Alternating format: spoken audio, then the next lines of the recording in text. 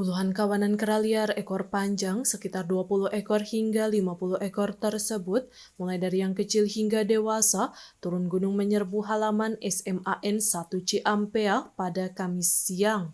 Kawanan monyet ekor panjang itu terlihat di sekitar lapangan dan atap genteng sekolah. Mereka diduga mencari makanan karena kelaparan. Meski tidak pernah terdengar adanya penyerangan puluhan kera tersebut kepada para siswa, namun mereka hanya mengambil makanan di sekitar lokasi sekolah, sisa di tong sampah dan kantin, bahkan sampai ke pemukiman warga hingga kerap merusak atap genteng dan kabel listrik rusak karena aktivitas kera tersebut. Turunnya kawanan monyet itu diduga berkaitan dengan habitat mereka yang mulai berkurang. Hal itu terjadi karena area Gunung Kapur berubah menjadi kebun jati. Biasanya kalau monyet tuh apa ya? Kadang kayak pas kita belajar tuh suka lewat gitu di depan, Mbak. Jadi kayak suka kita tuh kayak wah unik nih kayak di sini tuh banyak monyet gitu. Dan juga kayak kalau sore tuh kayak pulang kayak di lapangan tuh kayak suka banyak gitu Pak monyet gitu. Di lapangan basket. Iya di lapangan. Mengganggu nggak sih sama adik?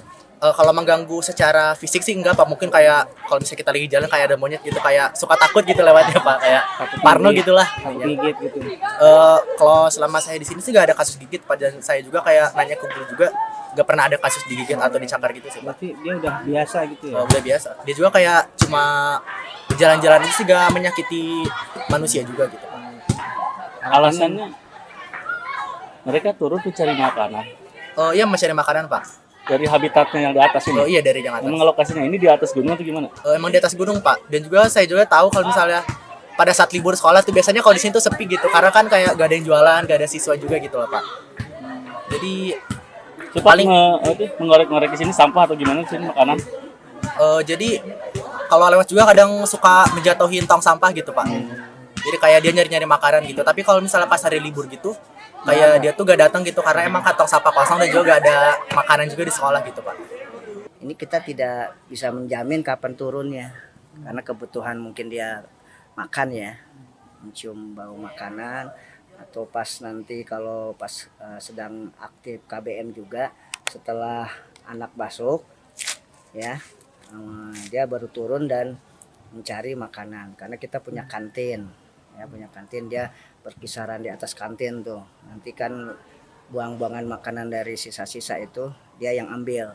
Nah, sejauh ini juga tidak mengganggu sebenarnya karena kita sudah fasilitasi dengan tadi ya tempat makanan yang sudah kita siapkan supaya nanti terfokus makanan itu ditaruh sana, bergiliran siswa-siswa kita belajar juga untuk memang itu adalah juga makhluk Tuhan ya, kita pelihara dan kita tidak mengganggu, dia juga tidak mengganggu kita.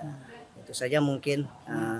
Dan selama ini tidak ada cerita bahwa ada siswa SMA Negeri 1 Ciampea itu misalkan dicakar atau digigit, nggak ada. Ya, jadi kita bahkan mungkin istilahnya duduk bareng ya, mereka mah mencari makan, kita juga aktivitas biasa saja. Ada. Pak, itu habitatnya udah banyak Pak ya? Banyak udah.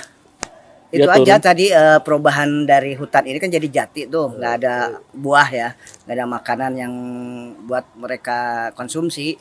Jadi akhirnya turun, nggak ke sini saja, wilayahnya bisa ke pasar, bisa ke warga, kemana, ke sekitaran komplek ini sini, sampai jalan jembatan aja sana nyampe itu monyet itu. Kini habitat kera ekor panjang yang berada di Gunung Kapur Ciampea Kabupaten Bogor ini bertambah banyak bahkan hingga ratusan ekor. Tak hanya masuk ke lingkungan sekolah saja, kawanan kera liar pun bahkan sempat pula menyerang warga yang kebetulan lewat dan makanan dagangan warga yang berada di luar seperti pedagang buah dan lainnya pasti habis dibawanya untuk dimakan.